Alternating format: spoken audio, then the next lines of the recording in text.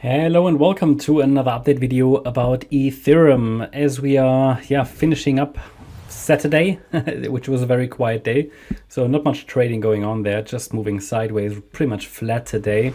The support area I communicated in the previous video is still holding. Could very much be that it's getting one more low in this support area and then goes. Zooming out a little bit, I mean, talking about a larger wave 4 here, at best at the moment, that's the idea. Quick reminder, we are looking at a C wave decline, which started here on the 27th of May. Idea is there is a 5-wave decline, wave 1, wave 2. This is an A, B, C of wave 3.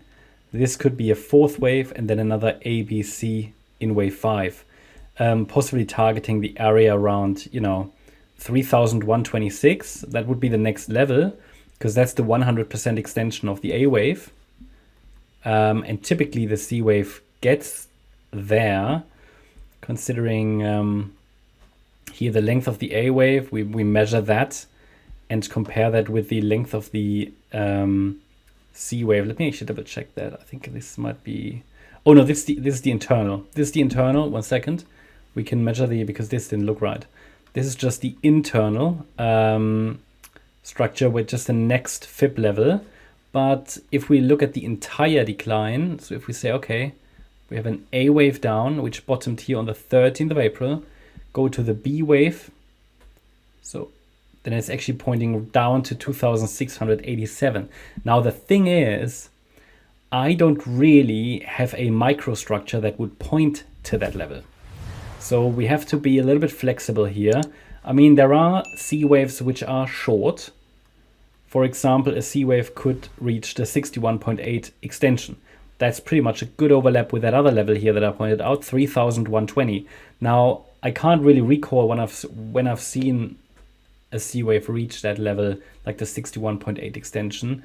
For sure, I've seen them, but it's been a long time, like a short C wave, right? If it's a 5-wave move, fine, sometimes they just reach the 78.6 extension. In this case, 2009-22. I think this would fit quite well, but we'll have to see. I mean, there is no low in place until we see a first 5-wave move up. So that means in the short term, I still expect lower. However, in the very, very short term, as long as this orange micro support area is holding, it's possible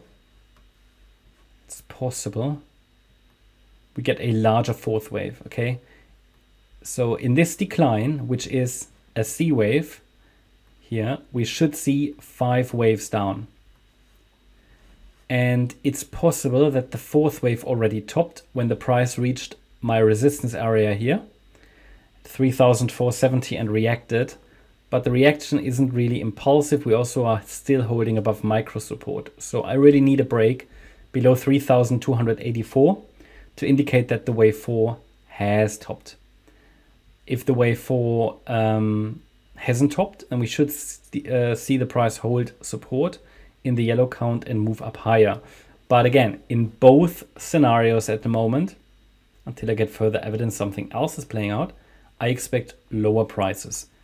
Just in the short term, I would prefer a little higher here, at least based on what it looks like at the moment. Now also here we might see another low. This is a pretty slow price action. Bitcoin could go down a little lower.